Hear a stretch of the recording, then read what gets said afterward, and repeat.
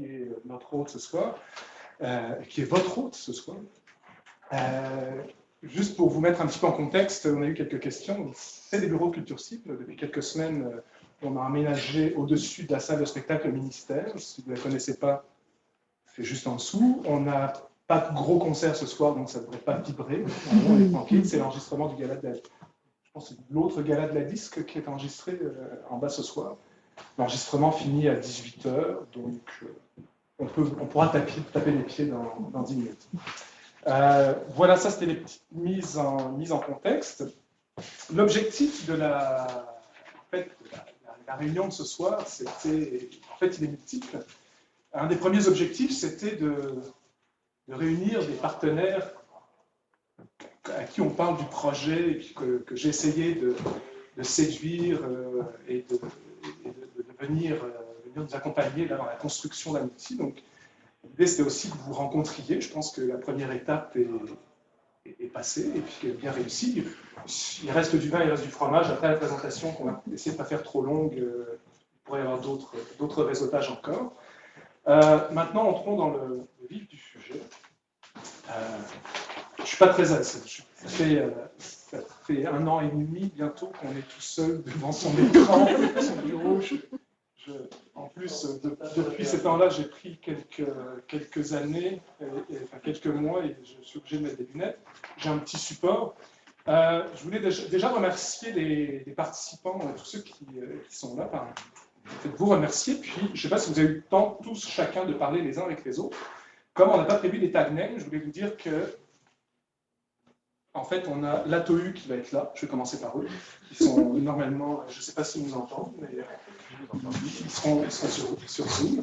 Il y a un absent, je pensais que tout le monde était là, mais il y avait normalement le Festival international des films sur l'art qui devait être là, qui nous avait donné, qui est intéressé à participer au projet pilote.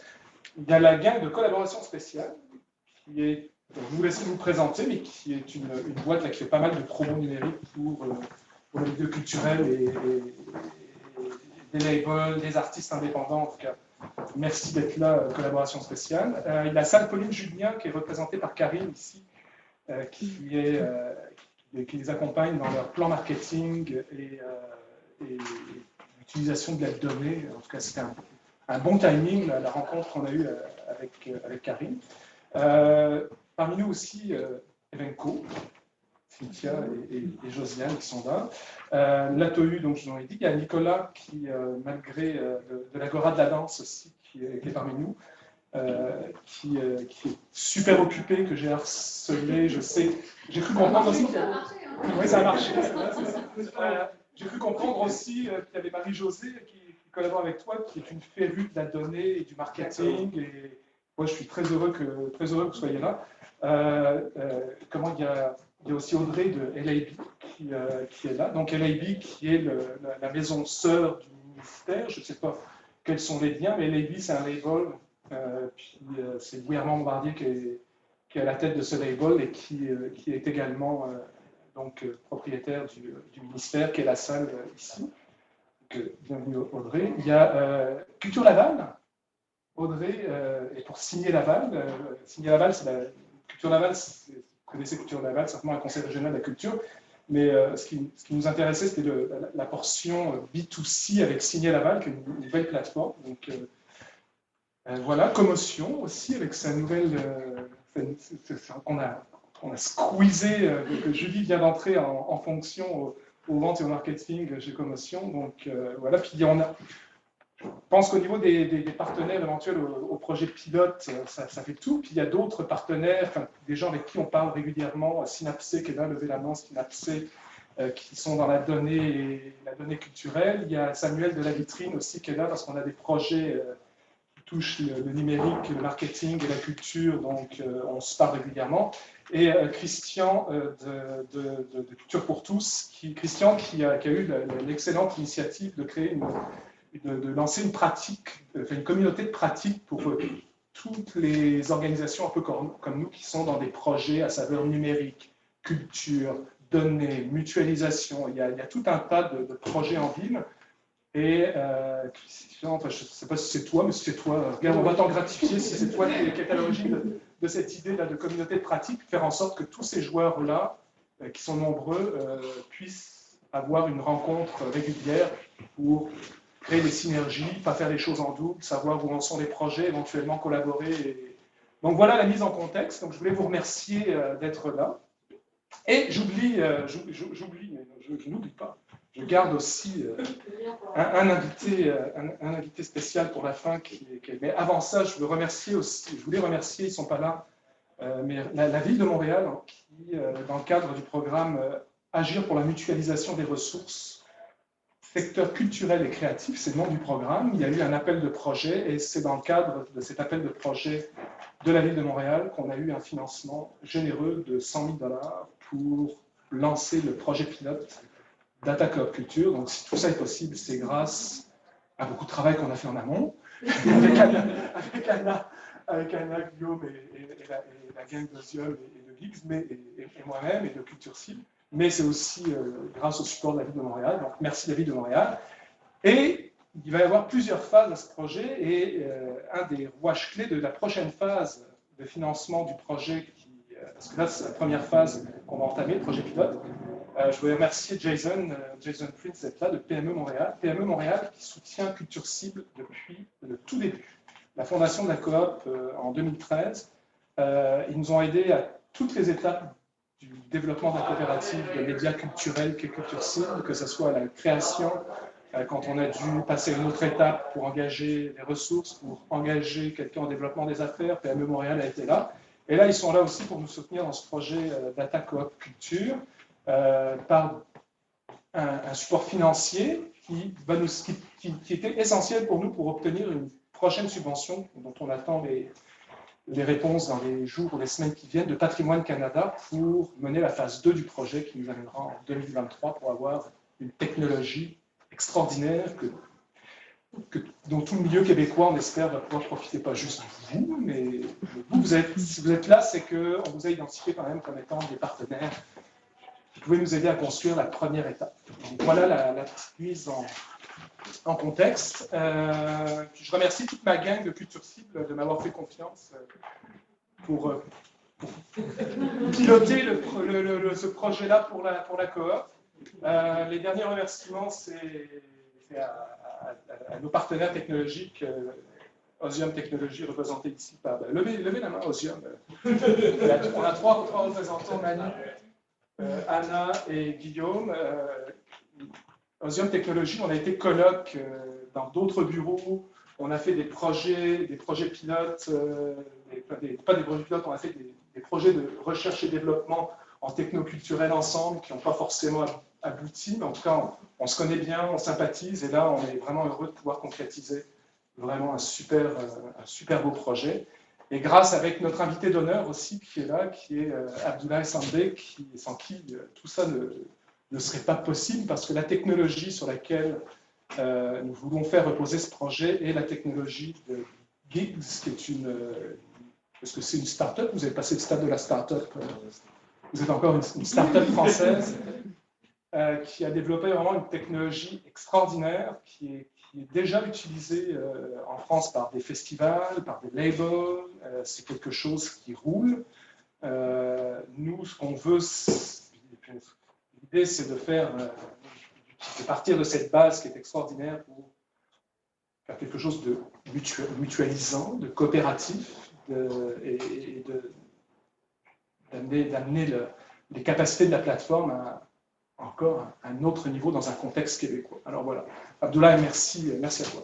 Voilà, c'est tous les remerciements qui d'habitude on les fait à la fin, mais je vais ensuite, comme j'ai besoin de reprendre mon souffle, je vais laisser un peu la parole à Guillaume Nicoloso, qui est directeur associé d'Osium Technologies, pour vous faire une petite mise en contexte du projet Data Coop Culture.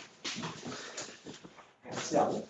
J'ai été un petit peu plus long que prévu, mais ça, mes collègues le savent, c'est que quand je commence à parler, parfois, je n'arrive plus à m'arrêter, donc n'hésitez pas, si je suis trop long, faites-moi des signes. Bon. Donc nous, on est là ce soir pour un sujet qui est un peu sur toutes les langues en ce moment, c'est le sujet de la donnée. notamment les données qui sont les données d'usage qui proviennent d'Internet, donc tout ce qui est les données collectées et échangées sur le web. Donc, en ce moment, on est dans une période où on est en train de mettre en lumière un petit peu ce domaine qui est resté très opaque, très au final, déréglementé pendant pas mal d'années. Et aujourd'hui, plus on rentre dans le sujet, plus on commence à avoir un aperçu et on se dit, tiens, on n'a absolument aucun contrôle sur la propriété ni l'exploitation de ces données.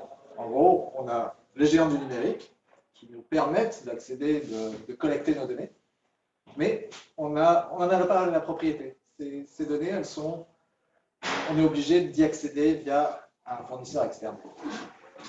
Donc, nous, au final, on est parti de ce constat où on se dit, les GAFAM sont appropriés les données du web en général, et on en vient à un stade, au final, où technologiquement, on est en mesure de proposer des alternatives. C'est là où, en fait, on a rencontré Gigs. Et Gigs, au final, c'est une technologie de collecte de données et de marketing self-service. Donc, c'est un concept qui n'avait jamais été créé auparavant et au final, qui est ultra innovant et qui marche très fort en France en ce moment. C'est-à-dire que on va dire, la nouvelle génération d'outils qui manquait un petit peu dans cet écosystème. Au final, il y avait beaucoup d'analyses de données, mais pas vraiment la possibilité de collecter cette donnée, c'est-à-dire de se l'approprier, d'en être propriétaire.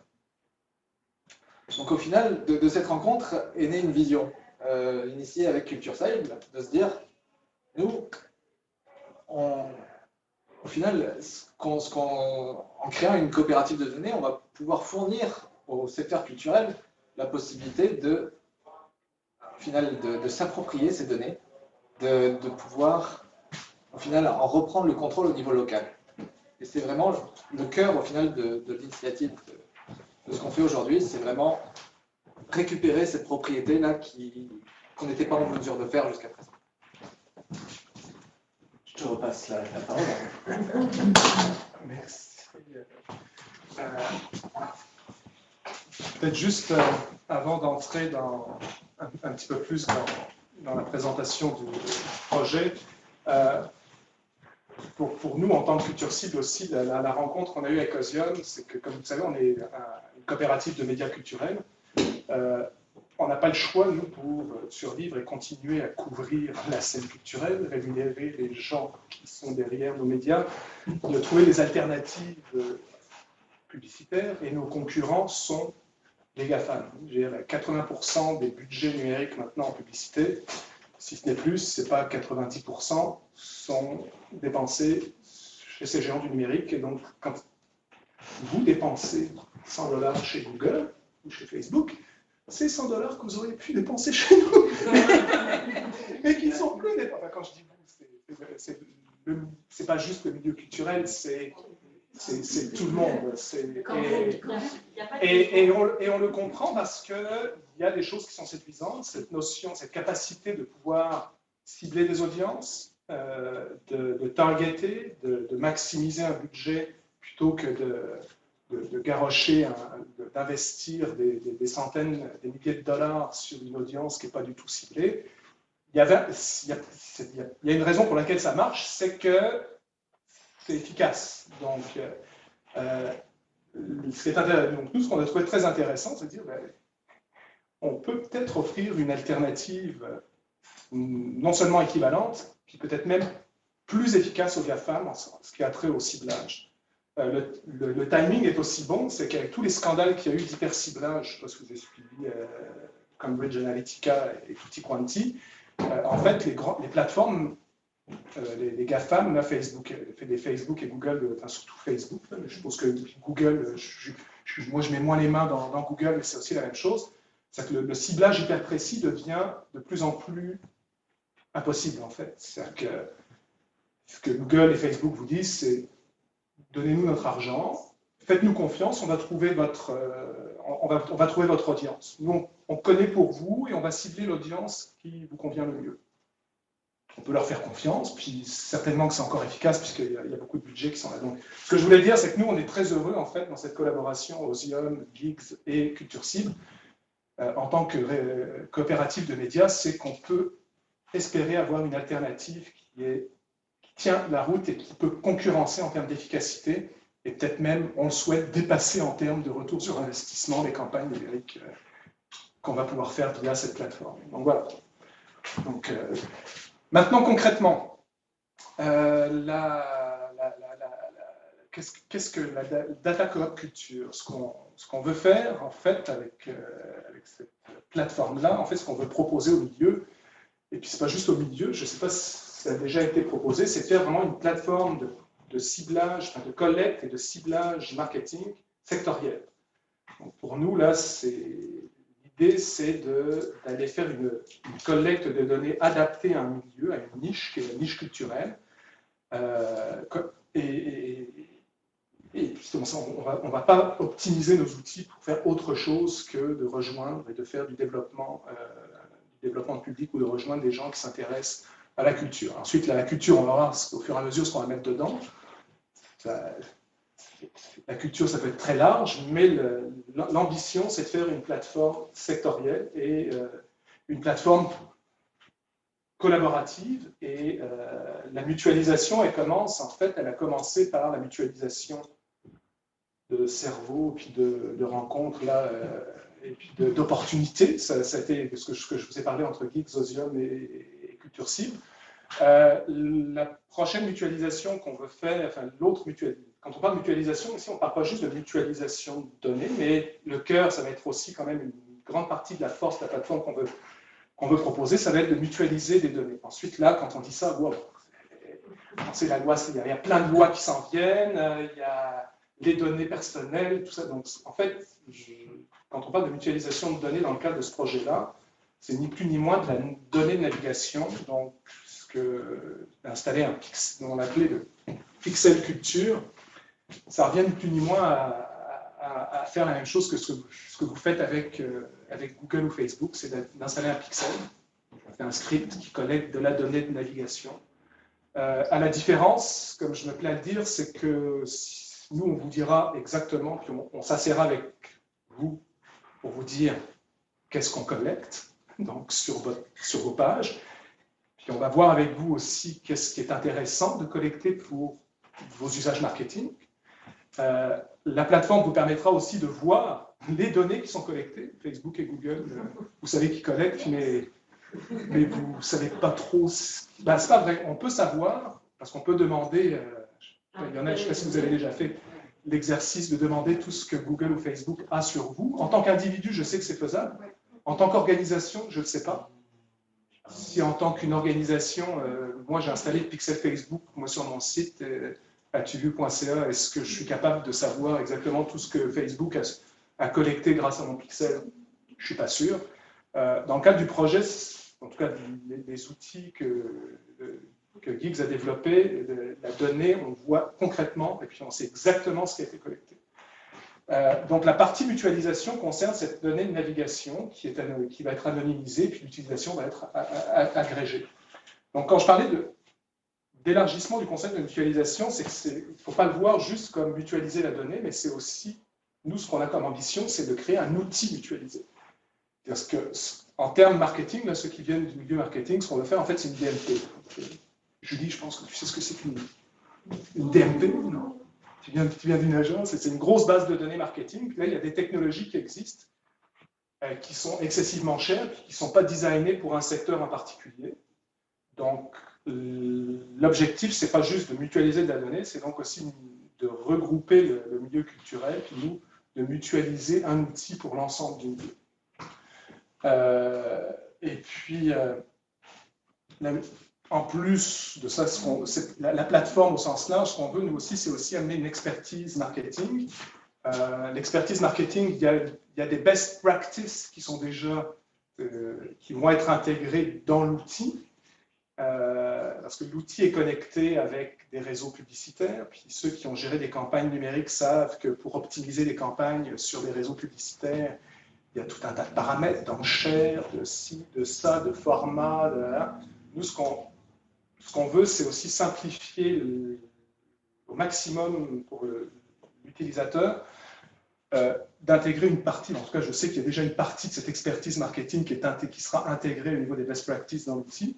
Et puis il y a aussi tout l'accompagnement, nous, culture cible, qu'on va développer grâce à Ozion, grâce à Gigs ici. Et puis on va avoir besoin d'agents multiplicateurs, je vais dire des expertises de niche, que je prends l'exemple de collaboration spéciale ici, parce que je veux dire, c'est un outil qu'on veut pour le milieu, et donc l'expertise marketing fait partie aussi de ce projet-là dans la mutualisation du projet. Il n'y a pas que vous inquiétez pas, on a parlé à Bonbonbon aussi, je ne sais pas si vous le connaissez, il ne pouvait pas être là ce soir parce que c'est parce que ça, mais donc voilà ce que je voulais dire là par rapport à la plateforme marketing, data marketing sectorielle. Donc ça, ici, on s'est dit, il faut quand même qu'on leur dise, ça va être quoi les avantages pour eux. C'est bien beau un outil comme ça, mais pourquoi je rentrerai dans un pilote là, et puis, en fait, le premier avantage, c'est vraiment l'accès à une technologie de pointe. Puis là, j'ai hâte que vous voyez, on ne vous a pas prévu une démo qui va durer 1 heure comme ça, mais tout à l'heure, vous allez avoir un petit look and feel. Puis Abdoulaye va être là pour ceux qui peuvent rester un petit peu plus tard, au besoin, si vous voulez voir un petit peu plus en live ce que donne l'outil existant. Vous pourrez le voir, mais c'est vraiment la base technologique sur laquelle on s'appuie est vraiment hyper solide et hyper novatrice. Que ce soit au niveau de la collecte de données. Donc, je sais que j'ai parlé à beaucoup de gens là, pour expliquer le projet, mais ça va de la collecte, donc d'installer un script qui collecte de la donnée. Il y a tout un tas de normalisation. Ultimement, ce qu'on va vouloir faire, c'est créer des segments. Je ne sais pas si peut-être que j'avance un petit peu en parlant de segments, mais ce n'est pas grave. En tout cas, bref. Bon, je vais m'arrêter là pour l'explication de la technologie. Ce qu'on promet aussi, puis on le promet maintenant parce qu'on sait que les promesses ont été tenues en France, donc c'est vraiment une amélioration assez significative, très significative même du ROI marketing, ou c'est quoi le ROAS aussi, c'est ça, le Return on Ad Spend, c'est ça. Abdoulaye là, va vous présenter tout à l'heure un petit use case pour un festival français, puis c'est assez convaincant. Autre chose qu'on veut à partir de ça, c'est de proposer qu'il y a les enjeux de découvrabilité qui sont au cœur. Je pense que vous étiez à Montréal Connect, moi je ne peux plus y aller, mais un des gros enjeux, il y avait un vertical au niveau de la culture, la Montréal Connect, et puis la France et le Québec qui jasaient beaucoup de découvrabilité des contenus francophones. Donc là, l'idée, c'est de se servir de toute cette mutualisation de données et puis d'enrichir la connaissance qu'on a des publics pour offrir une visibilité amplifiée de l'offre culturelle québécoise. Donc ça, nous, on garantit aussi qu'on va pouvoir, on espère avec cet outil-là, c'est pas qu'on espère, c'est que je veux être affirmatif, offrir une visibilité amplifiée. L'expérience client de qualité, c'est de dire, avec du ciblage précis, c'est qu'on va proposer des choses qui intéressent vraiment les gens qui vont dire donc là, c'est notre promesse aussi de plus-value qu'on est capable de vous faire. Et ce que vous avez pu expérimenter ici, puis j'espère, puis je pense que le milieu culturel en a beaucoup besoin, c'est aussi de créer une synergie sectorielle. Il y a beaucoup, en théorie, il y a plein de gens du milieu culturel, moi ça fait des années que j'entends ça, ouais, on est une même famille et tout ça, mais des occasions de collaborer, je sais parce que, et puis là je vous laisse, sont nombreuses, mais elles ne sont pas toujours activées. Puis je vais juste nous prendre en exemple, nous les médias de Culture Cible ici, il y a quelques années on a fait le pari, on aurait pu tous être concurrents en fait. On était des médias indépendants, et on était chacun dans notre niche, et puis on aurait pu se voir vraiment comme des concurrents, puis dire non, jamais on travaillera ensemble. Et puis on a décidé de mutualiser nos efforts, de faire une coopérative. Et c'est en 2013, on est en 2021, notre coopérative et nos médias existent encore. Il y a des joueurs institutionnels qui ne sont plus là, voire, vous connaissez, en tout cas bref, il y a des gros joueurs qui ne sont plus là, et je pense qu'on est la preuve vivante que la collaboration, puis la synergie a énormément d'avantages. Donc, si vous êtes là, c'est qu'on parle de mutualisation, et puis que je pense que vous êtes en partie convaincu, mais si je peux encore vous convaincre davantage, vous pourrez venir me voir à Pécheresse, si vous voulez. C'est encore à moi.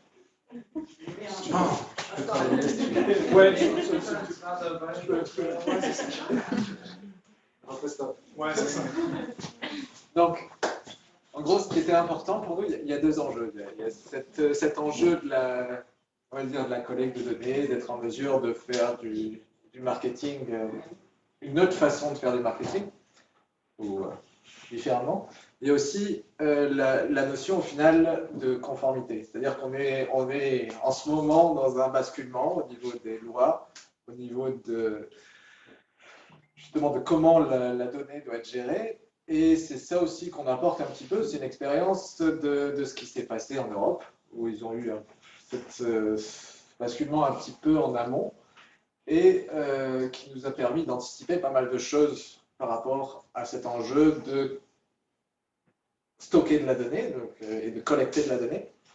Donc, où nous, on s'est rendu compte que ce qu'on pouvait apporter aussi avec cette technologie, c'est une conformité, c'est-à-dire le respect des lois qui entrent en vigueur, au final, dont on a déjà l'expérience des processus, et de monter on va dire, un écosystème éthique, dans le sens où notre but, c'est d'être une coopérative, de collecter uniquement les données dont on va se servir, de ne pas les revendre à l'extérieur, de vraiment assurer un contrôle au niveau local de la donnée qu'on va collecter.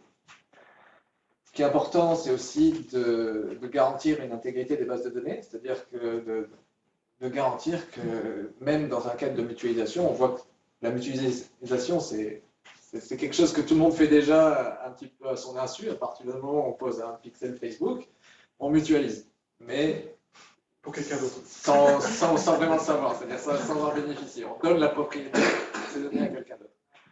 Notre but, c'est de vraiment vous rendre propriétaire de votre donnée et exclusivement. Ensuite, s'il y a une donnée d'usage, on va dire, qui est complètement anonymisée, qui est une donnée qui transite déjà sur le web, mais qui vous appartient, mais qui ne vous appartient pas aujourd'hui, il y a cette possibilité justement de la mutualiser de façon plus contrôlée. Et ce qui était important pour nous aussi, c'est dans cet engagement on va dire, de transparence, c'est de garantir que vous avez le droit intégral sur vos données, c'est-à-dire au moment où vous voulez les récupérer, ou si dans quelque éventualité que ce soit, vos données, vous en avez le contrôle et elles sont hébergées au Canada. C'était aussi quelque chose qui était important dans la proposition de valeur qu'on voulait. Et puis je pourrais juste ajouter à ça que dans le cadre du projet, c'est par la communauté de pratique aussi, puis là, il y a déjà une formation qui est donnée par le TIES. On fait partie d'un environnement où, parce qu'il y a beaucoup de choses en termes de gouvernance de données qui sont en train, il y a pas mal de chantiers qui sont en cours, et on va être impliqué, on va être impliqué d'une manière ou d'une autre, soit par de la formation, soit par du conseil. Culture Cible étant une coopérative, on est une entreprise d'économie sociale, puis là, il y a le TIES qui a un projet autour de la gouvernance de la donnée. Puis, en tout cas, ce qu'on veut vous dire, c'est que pour nous, ça fait partie d'un enjeu essentiel. On connaît les joueurs dans le milieu qui sont en charge de développer des bonnes pratiques là-dedans. On va se coller à ces joueurs. Je parlais du TIES là, avec le projet de fiducie d'utilité sociale, c'est ça, pour les données. On a identifié aussi Nord Ouvert, qui est une organisation là, qui fait un travail et puis qui fait du conseil en termes de gouvernance de données. Donc, on est au fait de ça, puis on est conscient que le gage du succès, parce que l'objectif, c'est que ce pixel culture dont on a parlé au début, dans 2 ans, on aimerait qu'il soit sur une tonne de propriété numérique culturelle au Québec. C'est l'objectif, il est là, c'est de dire, c'est qu'on veut déployer cette plateforme-là. Pour faire ça, il va falloir que la gouvernance de données soit irréprochable et puis que tout le monde soit rassuré. Donc le projet pilote va aussi servir à ça. On arrive avec un cadre que nous on pense bon, mais il va y avoir des questions. va y avoir des choses à ajuster, il va y avoir peut-être des enjeux à aborder, donc, mais ça va faire partie du projet pilote. Donc, voilà ce que je voulais ajouter à ce côté éthique, mais regardez-nous. Avez-vous un doute?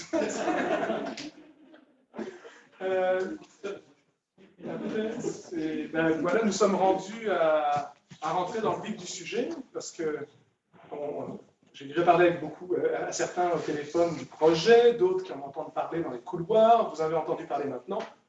Mais là, on va rentrer dans le vif du sujet avec Abdoulaye qui va venir nous présenter Gigs, ce que ça fait déjà, avec un petit peu de cas vécu, en tout cas, bref. Abdoulaye, puis encore merci d'avoir fait le voyage de France pour l'occasion.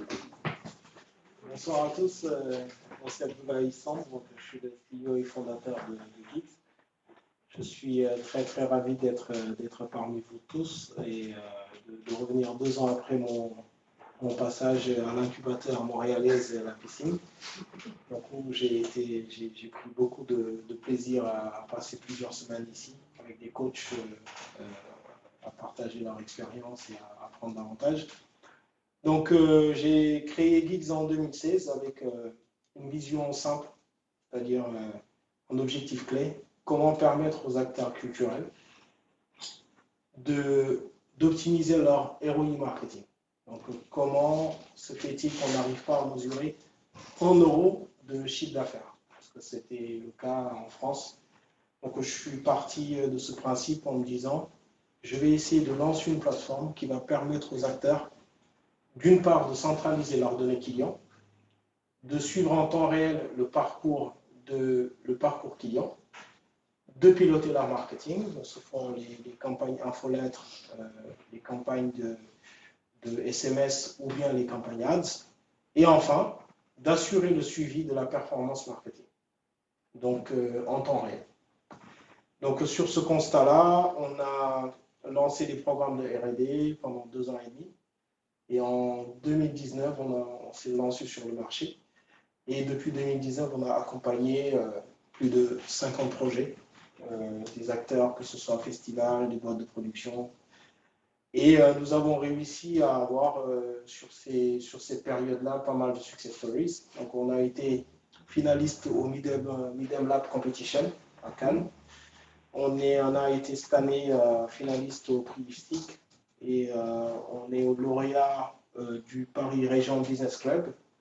Donc l'année dernière, Startup de l'année au Forum de la billetterie. Et je vais vous présenter un use case sur un de nos clients qui est Panda Event. Donc Panda Event, c'est 8 festivals, plus de 100 événements par an. On les a accompagnés dans le cadre de leur festival, les plages électroniques, pour laquelle nous avons lancé toute la campagne de communication à travers la technologie de Gigs. Et les résultats ont été quasiment très significatifs. On a, par rapport à l'année précédente, aux éditions précédentes, on leur a permis de réduire de 40% leur coût d'acquisition client. Ça veut dire que pour 1 euro dépensé en marketing, ils ont réussi à gagner 27 euros sur les recettes liées au marketing. Donc, comment on a fait? Donc, je vais vous présenter la plateforme en plusieurs passes. Là, c'est la phase de tracking. Donc, tout le monde a un site internet. Aujourd'hui, la navigation se fait, les individus vont un peu partout sur le site. On ne sait pas du tout ce qu'ils veulent faire.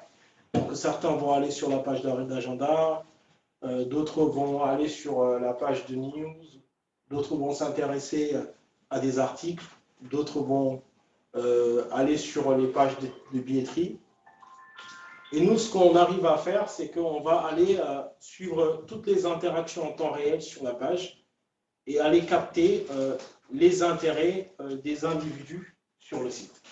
Donc, le système de tracking qu'on a mis en place, c'est un système de tracking qui est complètement personnalisable, qui, quelle que soit la typologie de site qu'on a aujourd'hui, on arrive à faire ce tracking. Ensuite, on passe sur la phase de collecte. Sur la phase de collecte, on a l'intégralité des logs ou des systèmes de track qui se font sur le site. Et on arrive à identifier exactement quelles sont les actions qui ont été menées sur le site en temps réel. Et à partir de là, on a la possibilité de voir quelles sont les interactions et passer à la segmentation. Sur cette segmentation-là, on va pouvoir aller segmenter soit sur un clic sur la billetterie ou s'intéresser à ceux qui ont cliqué sur la billetterie mais qui se sont intéressés à un artiste spécifique. Et on peut faire soit des recherches par nom ou par texte ou mot-clé ou faire une sélection multiple de tous les noms d'artistes qui nous intéressent sur notre base de données pour ensuite aller créer un segment d'audience personnalisé. Sur ce segment d'audience personnalisé, une fois la segmentation elle est faite, on va pouvoir l'affiner ou la modifier ou la faire évoluer à travers une analyse du comportement de navigation qui se fait à travers des outils de graphes. Donc, qu'est-ce qu'on peut faire sur l'analyse? On a la possibilité de voir toutes les interactions, qu'est-ce qui intéresse quoi et est-ce qu'on a une évolution ou une baisse par exemple là sur la liste des artistes, on a la possibilité de voir quels sont les artistes qui sont dans les tendances. On a la possibilité également de voir quelles sont les sources de trafic qui performent le mieux. Et enfin, on a la possibilité de faire, par exemple, un point sur, par exemple, les lieux, si vous êtes un diffuseur, les lieux où il y a le plus de trafic ou le plus d'intérêt. Et également pouvoir, à travers tous ces leviers-là, faire de la comparaison sur, par exemple, les 2 lieux ou des artistes pour voir un petit peu quelles sont les tendances. Et enfin, passer à l'activation. Sur l'activation, une fois que vous avez créé votre segment d'audience, vous passez en mode acquisition où vous faites directement vous activez votre campagne en la nommant. Vous pouvez faire la segmentation géographique avec une stratégie d'acquisition client, c'est-à-dire vous allez sur l'ensemble de la base des données tierces, faire une segmentation par zone géographique, soit en ciblant les régions spécifiques qui vous intéressent par rapport à votre événement, fixer le budget publicitaire en fonction des crédits publicitaires qui sont disponibles, sélectionner votre période de campagne, allez ensuite sélectionner les segments d'audience. Là, vous êtes dans le cadre, par exemple, de segmenter les données de la courbe ou vous passez en reciblage ou en retargeting sur les segments d'audience de la courbe ou vos propres segments. Donc là, vous avez la possibilité de faire des sélections sur les différents segments que vous avez choisis et choisir les segments sociodémographiques sur l'âge, le sexe ou en intérêt comme le hip-hop ou le rap. Ensuite, vous passez à la phase où vous avez importé depuis l'outil tous vos bannières publicitaires, insérez votre lien de redirection avec des balises UTM si vous le souhaitez, et ensuite, lancez votre campagne en mode dynamique. Et enfin, vous allez ensuite mesurer le retour sur investissement à travers les insights ou le reporting marketing. Et à partir de cette reporting, vous avez le coût publicitaire qui a été dépensé. Par exemple, là, j'ai 2 cas sur une campagne d'acquisition en première phase et une campagne de reciblage en seconde phase. La campagne d'acquisition, c'est le coût dépensé pour aller chercher plus de monde à travers, par exemple, la coopérative ou la Datacop, ou à travers des données tierces qui sont disponibles. Ensuite, vous avez le nombre de clics et la recette calculée en fonction du panier moyen. Donc là, vous avez le nombre de conversions, par exemple, sur la phase d'acquisition qui est de 101 conversions, et ensuite, vous passez en retargeting avec un budget moins important sur laquelle vous avez x2 le nombre de conversions, c'est-à-dire vous allez recibler les individus qui ont montré de l'intérêt sur votre campagne initiale. Voilà. Donc j'espère que j'ai été suffisamment clair. Petite question juste à ce niveau-là, les bannières que nous avons fait, elles étaient diffusées où? Elles sont diffusées sur des sites annonceurs. C'est-à-dire que, voilà, par exemple sur les réseaux internationaux, donc sur les différents réseaux annonceurs. Donc si l'individu a interagi, donc vous avez la possibilité de le recibler sur un site annonceur. On traque l'individu principalement. Voilà. Ça fait un peu peur dit comme ça, mais j'essaie plutôt d'être présent là où il est. Exactement. Juste ça pour être clair, c'est pas le réseau de Futur, Il y a une passerelle, en fait, il y a une connexion avec une plateforme, ça peut être une DSP là, qui est AppNexus. Et donc, c'est de l'achat média qui va être fait via AppNexus. Puis tout ce que je parlais, là, des best practices, puis de la simplification du processus, ça, c'est tout ce que Abdullah et ses équipes font. C'est-à-dire que tout ça, c'est configuré une fois, si tu veux, c'est-à-dire les enchères et machin. Et donc, il y a une optimisation qui est faite, et puis avec l'expérience qu'ils ont développée, ils sont capables de calibrer ces enchères, puis ces campagnes publicitaires pour ces réseaux-là, qui en général, ça c'est hyper complexe quand tu n'es pas du milieu. Donc toute cette partie-là, ça fait partie de la connaissance qu'on veut intégrer à l'outil, à la configuration. Puis, on va avoir aussi un transfert de connaissances à faire un peu, à un moment. Il y a une connexion à des ensembles. Oui, après, par AppNexus, c'est ça qui est Tu me dis, tu me corriges, parce que moi, je vulgarise ma compréhension. Ça me permet de tester aussi ma compréhension. Donc, c'est ça, c'est par AppNexus. AppNexus, c'est une plateforme qui te donne accès, par exemple, tu vas lire Le Monde ou tu vas lire Le Figaro, mais tu as cliqué sur un article, non, je ne sais pas, Libération, on va dire, ouais. Le Canard enchaîné, je ne sais pas s'ils sont vrai. Marianne. Ouais. Non, mais c'est ça, mais non, mais je parle. Non, mais je prenais un exemple en dehors du Québec, justement, pour illustrer le fait que peu importe. En fait, ce n'est pas la plateforme qu'on va cibler, c'est où l'individu qu'on sait qu'on veut targeter. Et comme vous êtes ciblé partout, là, quand vous lisez, peu importe les sites, moi je lis parfois des sites de nouvelles du Moyen-Orient, et puis j'ai vu la pub de Denis Coderre qui s'est affichée sur un site israélien. C'est clairement pas du placement média qui a été fait sur le média, mais parce qu'ils m'ont ciblé quand même. Exact, oui, tout à fait. Parce que j'ai fait mes devoirs de citoyen, je suis allé cliquer sur les sites de tous les candidats pour voir s'ils avaient des programmes. En tout cas, bref. Voilà, excuse-moi, j'ai encore traqué le... Moi, j'avais juste un point à rajouter avec l'enrichissement de ce qu'on sait faire, parce qu'aujourd'hui, on est dans une COP et on traite les données d'usage. Le point le plus marquant qu'il faut aussi garder en tête, c'est que nous collectons des données de clientèle, c'est-à-dire les données issues des logiciels de ticketing qui viennent enrichir et se mapper avec les données de comportement.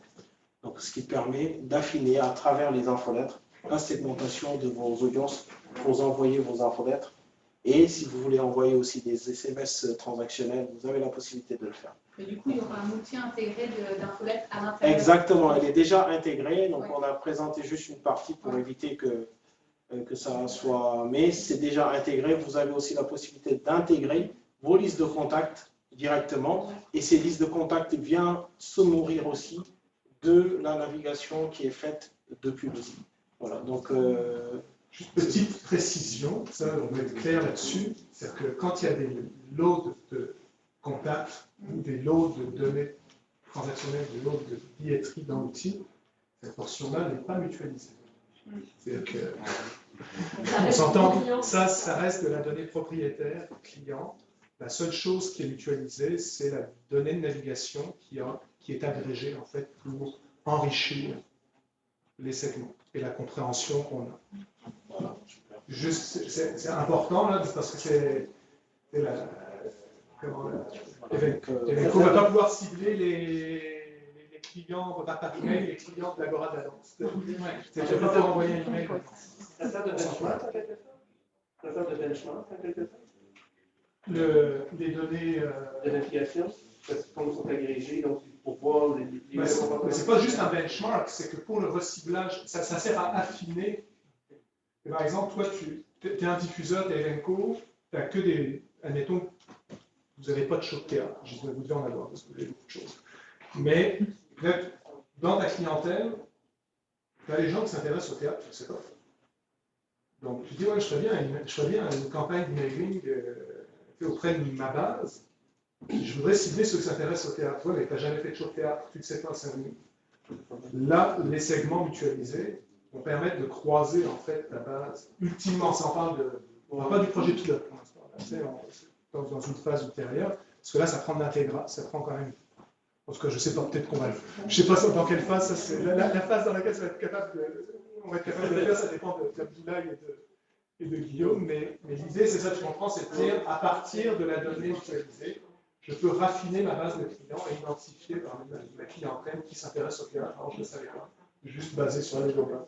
Ultimement, c'est ça qu'on veut faire. C'est enrichir, en fait, la connaissance que tu as de tes clients à partir de données externes. C'est très correct. Je vais donner un pitch aussi. Merci et n'hésitez pas tout à l'heure si vous avez. Ok. Donc, je me présente, moi je suis Anna, je travaille chez Osium, puis je suis la chef de projet. Donc vous allez avoir, je pense, 2 personnes en contact, Arnaud puis moi, pour toute la partie voilà, intégration puis activation de votre compte sur la plateforme de la Data Coop Culture. Donc en soi, on a séparé le projet en 4 phases. La première phase, c'est la partie atelier d'activation. Donc là, c'est un rendez-vous individualisé qui aura pour but de définir avec vous quels sont les éléments que vous voulez traquer sur votre site. Comme on l'a dit, c'est un tracking personnalisé. Et puis, chacun aura des enjeux différents sur les sites. Donc, on définira ensemble, bon, voilà, vous avez tel type de page. Sur les pages événements, par exemple, vous voulez traquer tel et tel bouton. Sur les pages de votre blog, vous souhaitez plutôt traquer telle et telle information. Puis savoir voilà, l'ensemble des informations que vous voulez remonter, donc sur les catégories, sur les noms des artistes, sur les lieux, si vous êtes un producteur qui a plusieurs salles de spectacle. Donc ça, c'est le premier temps, c'est vraiment le temps d'atelier. Le deuxième temps, c'est sur l'activation du pixel culture. Je vous rassure, la plus grosse partie du travail, ça sera fait chez nous. Ce qu'on s'assurera avec vous, c'est que le travail qu'on a mis en place correspond bien à ce qu'on avait défini en amont. Donc toute la phase vraiment de contrôle et de contrôle des données qui sont collectées par rapport à ce que vous voyez sur votre site. La troisième phase, c'est l'atelier des campagnes, enfin l'atelier campagne. Là-dessus, c'est vous expliquer comment utiliser l'outil. Donc c'est un outil en self-service. Bien sûr, sur la phase pilote, on sera à vos côtés pour lancer les premières campagnes, mais l'objectif, c'est que vous puissiez être autonome sur les campagnes d'acquisition et les campagnes de reciblage. Donc que vous puissiez vraiment tester l'outil, puis nous faire vos retours aussi. On sera aussi vraiment à vos côtés pour savoir ce qui vous semble pertinent, ce qui ne vous semble pas pertinent sur l'outil, s'il vous manque des choses, des éléments de compréhension. L'enjeu de ce pilote-là, à ce niveau-là, c'est vraiment d'avoir vos retours. Nous, on fera en phase 2 un ensemble de développement, puis pour ça, on a besoin de comprendre ce qui est prioritaire. Nous, on a déjà un petit peu des petites idées déjà sur ce qu'on aimerait faire, mais on a besoin de vos retours pour être sûr que c'est conforme à vos attentes. Donc voilà, en termes d'investissement, on a mis un temps estimé. Après, ça dépendra, puis c'est ça. Ça peut être beaucoup moins ou un petit peu plus si vous, en fonction de l'investissement et le temps que vous avez surtout pour ce projet-là. Pour le calendrier.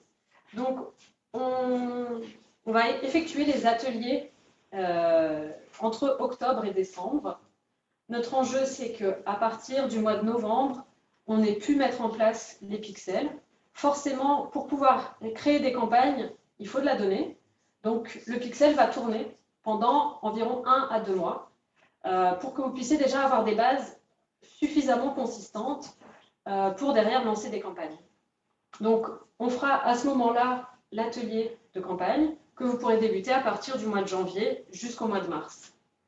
Comme ça, voilà, si vous avez des campagnes qui prennent un peu plus de temps, avec de l'activation dans un premier temps, puis du reciblage, vous aurez le temps entre 2 à 3 mois pour effectuer ces campagnes-là. Donc voilà sur les phases du projet. Je me rends compte que c'était très synthétique, donc s'il y a des points que j'ai oubliés ou quoi, n'hésitez-moi à me dire. Je pense que c'est ça. C'est à peu près tout. Ah bon, d'accord. Voilà. Tu vois, c'est ça, vous avez des questions. Mais comme je ramène toujours ma fraise, je peux te non, parce que là, vous avez vu phase 1. comme je vous l'expliquais tout à l'heure, ça c'est juste une prémisse. On espère qu'il y aura, enfin, c'est pas qu'on espère, de toute façon, Il y aura une phase il y aura 2. une phase 2, il n'y a pas de choix. Là, on a lancé le projet, donc là c'est vraiment d'exploiter la technologie qui est là, de la transformer, de l'adapter pour pouvoir mutualiser un minimum de choses, et puis à partir des, c'est ça, des retours, comme disait Anna, qu'on va avoir, ça va être de l'adapter. S'il y a des adaptations qui peuvent être faites dans le cadre de cette phase 1, on va le faire, parce que là, il y a des gens qui sont chauds pour faire évoluer la plateforme et puis faire les développements. Mais là, moi, la question que je me pose par rapport à ça, c'est que moi, j'ai une compréhension de ce qui va être fait, mais il y a encore des questions auxquelles moi, je ne peux pas répondre. Elles ne sont pas là. Mais est-ce qu'on pourrait avoir, je sais qu'il y a un meeting d'activation, de tout ça. Est-ce que ça fait partie du meeting d'activation, d'expliquer un petit peu le processus? Parce que moi, j'ai eu un meeting il y a 2 jours avec elle, un peu, c'est la panique, quoi. Explique-moi, j'ai même pas encore eu lancement. Donc, mais ça, on pourra éventuellement Ouais. aller faire même une présentation, si tu veux, et puis Non, faire, ouais, c'est ça. Le meeting d'activation, avant. c'est ça. L'idée, c'est vraiment d'avoir une compréhension du projet en amont pour vraiment, sur le meeting d'activation, que vous ayez même pu déjà commencer à réfléchir à ce que vous aimeriez traquer. Ouais. Donc, mais on est bien sûr dispo de ça. ouais, je avant pense ça. que ce serait pas mal. Mais moi, j'ai déjà des milliers de questions, mais je pense que ça arrivera quand. Il peut y en avoir ce soir quand on va Non, mais par individuellement. exemple, Mais c'est important, ouais. En fait, si vous avez des questions maintenant, je pense qu'on peut ouvrir une phase de questions-réponses parce que les questions. J'en ai une, parce que moi, et puis comme beaucoup, parce que je parlais justement à Anne, c'est pas Anna. Anna. Mon cerveau. Donc, on parlait tout à l'heure à Anna, c'est que la billetterie est pas au même. La billetterie est en dehors du site. Donc, on clique sur le site pour se rendre à la billetterie. Donc, il y a des données qui se perdent entre-temps. Est-ce qu'on va réussir à rattraper le bout qui manque entre les deux? C'est quoi la billetterie? C'est Tuxedo? Oui. Tuxedo, ils sont capables de. Tu peux mettre un petit script normalement dans Tuxedo comme le point de vente. Et puis, donc, si en fait, c'est ça. Est-ce qu'on peut mettre le pixel, le pixel, ouais, pourrait être.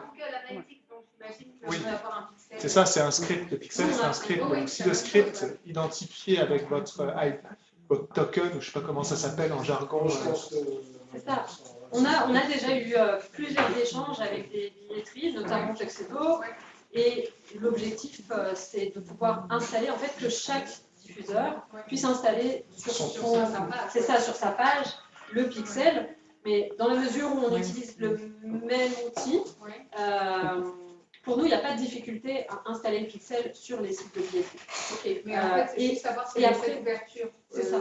Oui. Et après, pour le transit des informations, on est aussi assez à l'aise sur ces sujets-là. Oui, mais c'était ça, mais juste qu'on n'avait pas l'ownership du site en tant que tel. Exactement. Et c'est la raison pour laquelle c'est ça. On a déjà échangé avec les équipes là-dessus. Et puis, je pense que si on vient conjointement, c'est toujours assez compliqué quand on est juste quelqu'un d'extérieur. Mais ça, c'est aussi le rôle du pilote. Puis, ce qu'on aimerait bien faire avec vous, c'est pouvoir aussi en discuter avec Tuxedo, avec le point de vente, conjointement, en fait, entre le client puis nous, de pouvoir aller ensemble discuter avec ces équipes-là pour qu'ils sentent aussi qu'il y a une demande de la part des clients, en fait. C'est très important pour nous. Tu vois, pour Tuxedo, je ne sais pas comment c'est organisé, mais pour la billetterie, le point de vente, par exemple, parce qu'on les connaît bien, on en a parlé, mais eux, toi, dans ton gestionnaire d'événements, dans le point de vente, dans l'admin, tu peux toi-même installer des scripts. Okay. Donc sans avoir à faire appel au point de vente. Et puis donc, pour tes événements, ton script sera activé uniquement pour tes événements et pas pour toute la billetterie au point de vente. Tuxedo, je pense qu'ils ont dû faire à peu près la même chose, parce que je ne sais pas quels sont leurs installations. Je ne sais pas le type d'installation de Tuxedo aussi, je ne sais pas si c'est plus un... Non, c'est beaucoup plus cloisonné. C'est ça, donc c'est... Tu n'as pas accès et ça prend même du temps. Ok. Ça devrait prendre un certain nombre de temps. Ok. En tout cas, au niveau de la librairie, chez nous, on a la possibilité de récupérer une partie des données ou des informations. Pas grave. On a moyen. Ils ont quelques petits hackers avec dans l'équipe. Non, mais c'est sûr que dans le marché français, il y a eu aussi beaucoup de rétention de données. Donc, il y a eu On a déjà résolu plusieurs techniques qui ont été mises en place pour collecter la donnée, mais voilà, avec l'accord de la billetterie, c'est toujours beaucoup plus simple.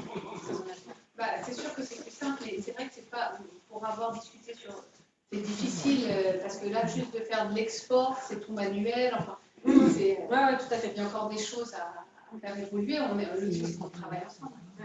Exactement. Oui, Jason. Je veux juste vous saluer Ah d'accord, merci. pour votre travail ensemble. Et moi, je suis persuadé d'avoir lu l'évolution du projet, que vous avez une technologie qui va faire le job ici. Il y a une expérience en France déjà démontrée. Alors, j'espère le mieux là, pour cette collective-là. J'espère que les gens dans la salle vont apprécier et va acheter des services, va jouer avec vous pour piloter la chose. Donc pour le projet pilote, ça c'est gratuit, hein, on vous rassure. Non, on n'a pas parlé de ça, c'est que il y a quand même, tu m'amènes un point, c'est qu'il y a quand même de l'achat média qu'on va devoir faire. Donc il faut prévoir un budget pub. Si au lieu de le mettre sur Facebook, vous l'entrez là-dedans, puis ça ira sur un Nexus. En tout cas, bref, c'est...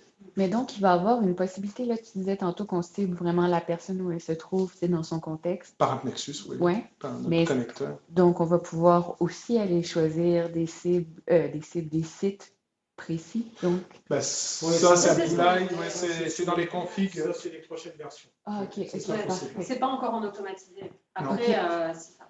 Ben, la config initiale, à la limite, ça pourrait être... Ah non, parce que c'est pour toute la coop. C'est C'est pour toute la coop. une fonctionnalité qu'on a prévue dans la roadmap qui est prévue prochainement. Ok. C'est prévu. Mais c'est comme ça qu'on innove. Oui. Alors, merci. Donc c'est ça par rapport au un des objectifs du pilote aussi. Et puis là, on va voir comment ça évolue. C'est que nous, c'est clair que c'est une plateforme qui, à un moment donné, va avoir un coût d'exploitation. Donc nous, ce qu'on veut déjà, avant de réfléchir à ça, c'est qu'on veut déjà s'assurer que ça fonctionne. On veut voir aussi avec les quantités de données, on va faire tout un tas d'analyses avec un échantillon de joueurs, on va être capable de voir le trafic et la quantité de données qu'on remonte. Ces quantités de données, nous, ça va nous permettre d'évaluer des coûts d'exploitation. Donc le pilote va nous servir à tout ça. C'est-à-dire à partir de ces coûts d'exploitation, et puis techniques et humains, il va falloir qu'on ait un modèle économique derrière, qu'on pense faire sous forme d'un abonnement à une plateforme, mais ensuite, quel est le prix de l'abonnement à terme en 2023 ou en fin 2022, ou en tout cas, on a des ordres de grandeur, on a fait, tu as vu les chiffres, Jason, on a fait des estimés, parce qu'on a dû montrer un business case, et puis monsieur qui est là, c'est ça, à regarder les chiffres, et je dois dire que tu as été parmi les plus pointilleux, en tout cas à regarder notre dossier plus en détail, et je t'en remercie. Mais donc tout ça, ça va faire partie du pilote. Mais nous, on est des entrepreneurs, je pense qu'on est un petit peu là-dedans. Ce qu'on a envie, c'est de faire un truc qui marche. Et une fois que ça va marcher, on va se dire, OK, si c'est juste une question d'argent, si c'est structurant pour le milieu, on va aller voir Culture pour tous, puis on va leur dire, aidez-nous à... Déjà là, ils nous aident, parce que dans la communauté de pratique, il y a des gens du ministère qui vont être là, et je me dis, si c'est un outil structurant pour l'ensemble du milieu culturel québécois, je me dis, on va aller voir le ministère, puis on va dire, regarde, il y a des joueurs qui peuvent se permettre l'outil parce qu'on a ça, mais il y a peut-être des plus petits joueurs. Tu sais, je pense à ce que vous faites, vous, collaboration spéciale, de travailler avec des artistes indépendants. Tu sais, donc il y a tout un tas de réalités qui sont totalement différentes. Tu sais, la réalité d'un Evenco n'est pas du tout la même qu'un artiste indépendant qui fait affaire avec collaboration spéciale. Mais nous, ce qu'on veut, c'est qu'on veut répondre à tous ces besoins, parce qu'on a régulièrement des artistes ou des petits labels qui nous appellent et qui disent, j'ai $300 pour promouvoir mon show. OK. Puis ils font 4 shows dans l'année, donc leur budget promo, c'est $1 200. On ne peut pas arriver avec un prix d'abonnement à une plateforme qui coûte $2 000 par année, parce que c'est plus important que son budget promo. Or, nous, on aimerait que cette personne-là puisse profiter de l'outil. et tout comme les joueurs plus institutionnels puissent profiter aussi de l'outil. Donc tout ça, ça va faire partie de la réflexion. Et puis si à un moment donné, le ministère, pas la salle, mais le, le ministère de la Culture, on est capable de jouer notre rôle, mais il faut commencer par le commencement. Le commencement, puis c'est pour ça aussi que je voulais vous réunir puis vous motiver à participer à ce projet pilote, parce que nous, on pense que c'est quelque chose qui peut être gros, qui peut devenir assez gros. Puis en termes d'échantillon, quel type d'organisation vous visez ou vous caractérisez? Pour le pilote? Oui.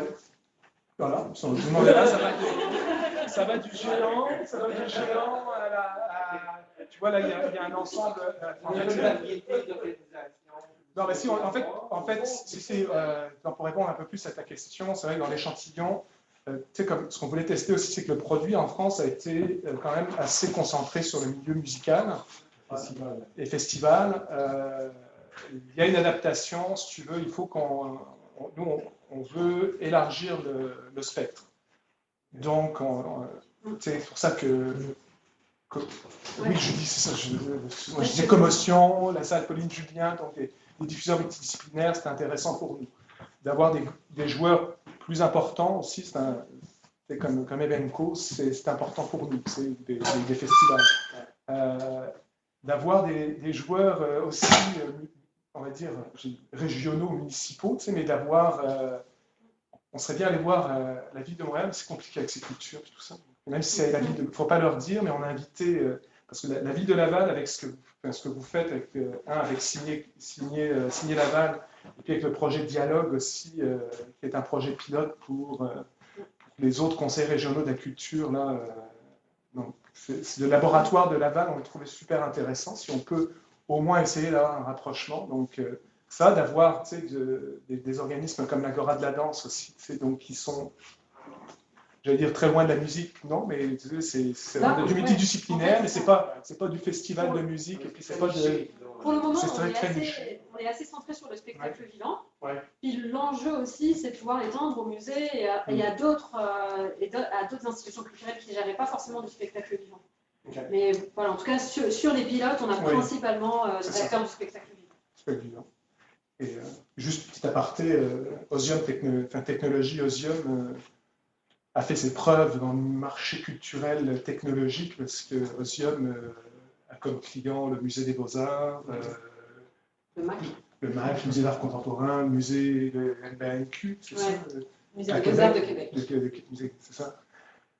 Donc, on est super bien entouré, on est chanceux, je veux dire, entre Osium, entre Gigs, et puis je suis très heureux aussi de voir l'intérêt que ça a suscité, parce que tout ça, ça a été quand même fait. Je vous remercie parce que il y a 10 jours, je pense, l'événement il n'était pas planifié encore. Donc le fait de vous avoir tous là, puis avec la TOU, merci Anne-Sophie, je ne sais pas si tu nous entends, tu peux enlever ton micro si tu es là, mais pour nous, c'était la réponse en tout cas qu'on a eue, puis vous voir ici en si peu de temps, c'était vraiment, vraiment cool. Donc, est-ce que vous avez d'autres questions? Oui, j'avais une question. Est-ce que tu peux me clarifier qu'est-ce qui est mutualisé exactement? Parce que dans ta démarche de live, c'est pas complètement individuel. Là. Oui. J'ai mon PC de mon site. Je n'ai pas très bien compris qu'est-ce qui était mutualisé finalement. C'est la donnée de navigation. Et en fait, ce qui va se passer concrètement, c'est que vous voyez vos propres données, mais vous n'avez pas accès aux données des autres. Par contre, si vous vous souvenez du dernier écran d'activation, là, vous allez avoir deux champs. Un premier champ avec vos segments à vous, que vous aurez créés, puis un deuxième champ avec les segments mutualisés. Donc, en fait, ce qui va se passer, c'est qu'au niveau de la data coop, on va créer des segments par genre, par discipline, voilà, par intérêt, et vous pourrez aller cibler ces segments-là. La seule chose que vous allez voir, c'est ça, c'est le nom du segment, puis ce à quoi ça correspond derrière en termes d'intérêt. Parce que je n'étais pas certain de quel stade c'était mutualisé là, mais toute une partie du début, c'est vraiment au moment de la segmentation que ça tu vois exactement. C'était pas encore là parce que c'est pas encore, c'est ce qu'ils sont en train de développer en fait. C'est ça. Mais comme tu avais bien clarifié pour Samuel, il me semble que si un import de liste de contacts, ça reste non mutualisé. Non mutualisé, exact. Et pas pour autant certain de quelle partie de données de navigation à quel degré de traitement ça devrait mutualiser aussi. Mais c'est vraiment tout ce qui est collecté par le pixel, en fait, culture, qui va être mutualisé, tout ce qui est importé, tout ce qui pourrait être importé, puis dans la phase 1, je sais... Ouais. Mais puis dans le cas de la phase 1, je ne sais pas, peut-être qu'avec certains partenaires qui seraient intéressés à l'expérimenter, il pourrait y avoir de l'import. Mais à terme, ce qu'on veut faire, c'est... je sais qu'en France, vous avez fait des connecteurs, puis il y a des choses qui permettent d'automatiser cette collecte à partir de CRM ou de billetterie qui existent. Dans le cadre de notre projet pilote, on ne va pas aller dans l'automatisation de connecteurs puis de real-time au niveau de cette importation-là, mais au besoin, par exemple, tu disais que c'était assez simple de loader une liste de contacts. Oui, une liste de contacts, les loader comme vous le faites sur les CRM ou les classiques Salon avec la création de liste de contacts, import, drag and drop. Toutes ces choses-là sont déjà en place.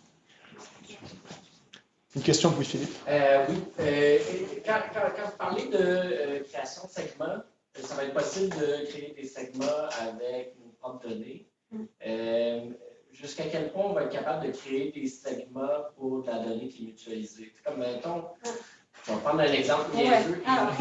Bonne question. Et vraiment très niché. Mais tu sais, mettons, il y a FIX qui sort un album très obscur. Ben, c'est très obscur. Plutôt obscur, là. C'est une niche québécoise, vendredi. Mettons que moi, je suis label, puis je veux essayer d'aller chercher le monde qui ont peut-être écouté une tune ici, là, puis qui ont eu des données de navigation. Est-ce que ça va être possible à terme? À terme, oui. Après, à quel niveau? Ça, c'est encore ce qu'on doit voir. C'est justement pour ça que dans un premier temps, les segments mutualisés sont créés par la coop, justement pour qu'on voie jusqu'à quel granularité on peut arriver pour être encore efficace. Ouais. Parce que si à la fin, tu as un segment de 20 personnes, ta campagne, elle partage. Magnifique. Ah oui. Là, tu les connais, tu peux prendre le téléphone. Ok, merci. Une question, est-ce que, toujours des questions, hein. Vas-y. Vas-y, Karine. Je pose une question. Les segments qui sont mutualisés finalement, qui sont issus des données mutualisées, est-ce qu'ils vont être adaptés à chacun des acteurs ou ça va être des segments qui vont être mutualisés, qui vont être utilisables par tous? Par exemple, moi, je ne vais peut-être pas avoir besoin des mêmes segments mutualisés que l'Agora. Ouais, non, c'est vrai. Ça, comme ça, je peux. C'est une très bonne question, mais il y a deux choses qu'il faut garder en tête. C'est qu'aujourd'hui, ce qu'on va vous permettre de faire, c'est qu'en collectant vos propres données, vous avez c'est-à-dire des personas et des aliens qui sont bien physiques avec des caractères sociodémographiques bien spécifiques. À l'intérieur de la COP, vous aurez d'autres segments donc mutualisés, très diversifiés, donc ça peut être musique, âge, voilà, ça peut être n'importe quoi. À l'intérieur de vos segments, ce que vous pourrez faire à terme, pas sur la période de testing, mais sur des versions un peu ultérieures, vous pourrez faire des lookalikes sur vos segments vers les segments de la COP. Des individus similaires qui se trouvent sur la base mutualisée. Non, mais on va mettre plus. Ouais.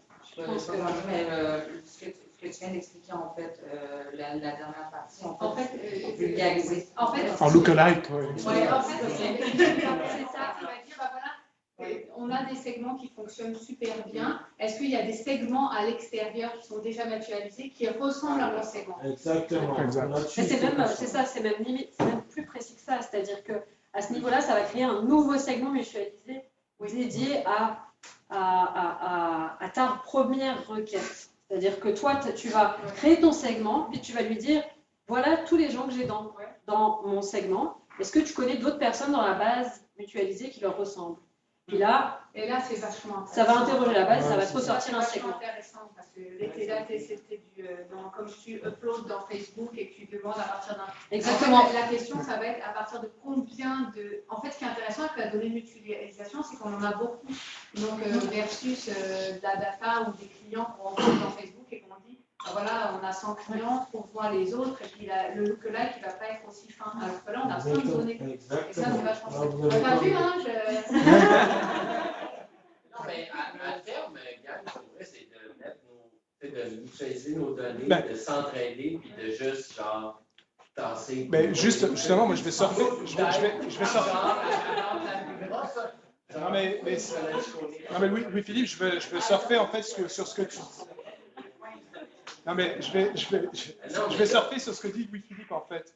C'est-à-dire que la première base de données mutualisées que tout le monde va pouvoir utiliser, c'est la base des données de culture cible. Bon, c'est ça, on donne notre données encore. Je veux dire, parce que là, nous, les scripts sont déjà installés, et puis, donc, nous, on ne va pas être des annonceurs, mais on va être des pourvoyeurs de données. Et donc là, on a commencé, ça fait quelques temps déjà qu'on a commencé à capter de la donnée sur les différents sites de culture cible.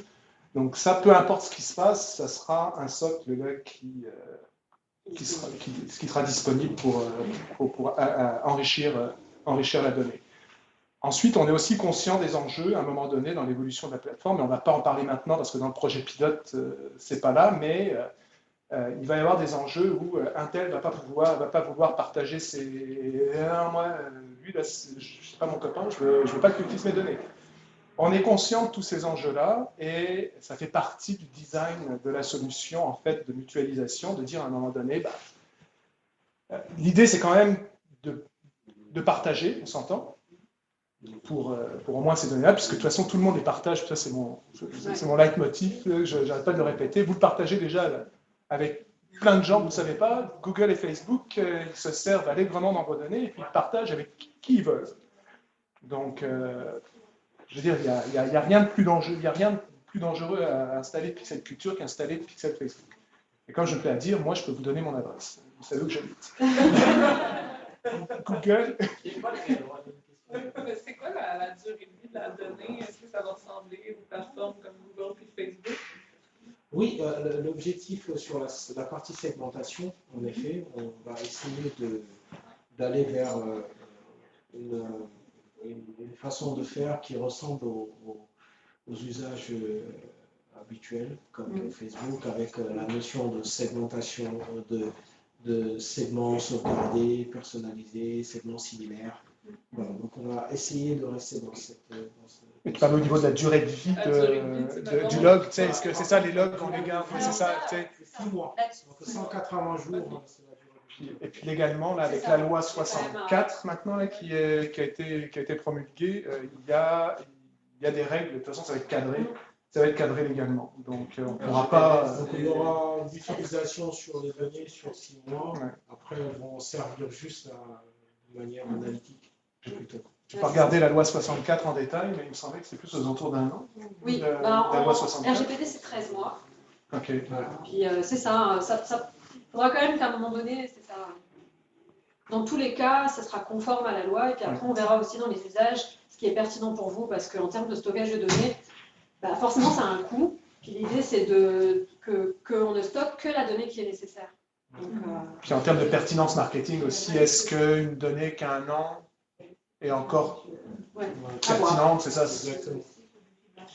Il y a le parcours client, il y a là-dedans combien de temps en avance la personne va magasiner son show. Donc tout ça, c'est... En fait, je veux dire, là, il nous a montré un truc un petit peu flou, et puis ça bougeait, puis, mais je veux dire, l'outil, je veux dire, l'outil, là, les fonctionnalités qui sont déjà là sont simplement incroyables. Je veux dire, il y a un niveau de profondeur et de détail, on peut savoir avec un individu, même sur, si tu loads ta liste de contacts, tu peux savoir un individu où il a cliqué, à quoi il a répondu, puis ce qu'il ne vous a pas montré, peut-être des labels, là, quand vous allez voir les outils, parce qu'ils ont mis en place aussi des fan links intégrés à tout ça. pour faire du suivi d'écoute et puis de collecter l'ID Spotify et puis de connaître les comportements d'écoute. En tout cas, bref, c'est un peu Big Brother, mais l'intégration pour les labels qui existent déjà, et puis qu'on ne peut pas montrer là, et tout simplement, c'est assez stupéfiant. Hein, C'était très précis. Oui. C'était très précis. Tu sais, genre, il me montrait avant-hier un code, on pouvait savoir, en cliquant sur un fan link, quelles chansons il avait écoutées, lesquelles il n'avait pas écoutées. Sur quelle plateforme il les a écoutées. À peine si on ne savait pas la couleur de bobette qu'elle a donc ça, on s'entend, c'est aussi de la donnée qui n'est pas mutualisée. Puis ce qui permet de dire aussi, ça c'est important que vous compreniez peut-être pour le projet pilote, c'est-à-dire qu'il y a des choses en termes de mutualisation qu'on est en train de développer et de construire, mais Day One, en fait, juste avec des données en mode privé, juste avec vos données, même si les segments mutualisés ne sont pas encore tout à fait au point, puis qu'on a encore du travail à faire. Nous, c'est toute cette partie-là qu'on veut raffiner avec le projet pilote, mais tout le reste, c'est-à-dire que toute la donnée privative, si vous décidez de loader vos contacts, tout l'usage individuel, toutes les fonctionnalités que vous avez vues là seront accessibles jour 1. Ensuite, nous, ce qu'on va essayer de faire durant le pilote, c'est que les segments mutualisés viennent compléter ça. Et puis, il y a des enjeux d'architecture au niveau de l'application qu'on veut régler. Mais ça, c'est plus en termes de back-end. Mais jour 1, l'outil tel qu'il est en France, il va être accessible dans le cadre du projet pilote. Donc... Est-ce qu'il y a d'autres questions? Je ne sais pas si vous l'avez dit, peut-être une partie dans autre chose, mais qu'est-ce qui arrive si, par exemple, en tant que participant, que ce soit au pilote ou que ce soit après aussi, lorsque ce sera vraiment lancé officiellement, qu'est-ce qui arrive si moi je veux me retirer, en fait, de ce projet-là? C'est ça. Ce qui se passe, c'est que, première étape, vous retirez le pixel. Alors, soit vous-même, soit vous me demandez de le faire. On fera volontiers, bien entendu. Donc, on retire le pixel. Déjà, on ne collecte plus. Puis après, on supprime soit vos bases de données, soit on les exporte et vous les récupérez si vous avez un autre outil avec lequel exploiter ces données-là. Mais je ne veux pas que personne sortir. Non, mais de toute façon, c'était prévu. De toute façon, c'est ça. Si jamais puis on a quelque chose, qu'est-ce qui arrive? Donc, c'est juste une question. Puis on l'a anticipé parce que ça fait partie maintenant ça va faire partie des exigences, de toute façon, avec la loi 64. Puis l'outil. Aujourd'hui, c'est prévu, c'est un bouton, on sélectionne, on supprime et il n'y a plus rien.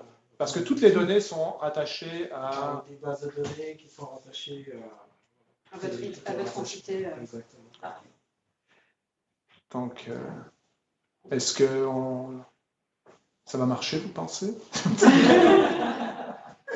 Ouais, je ne sais pas s'il y a d'autres questions. S'il n'y a pas de questions, il y a du vin, il y a du fromage, il y avait du réseautage qui se faisait tout à l'heure. Ouais, puis s'il y a des questions peut-être un petit peu plus précises au fait d'Abdoulaye, peut-être juste...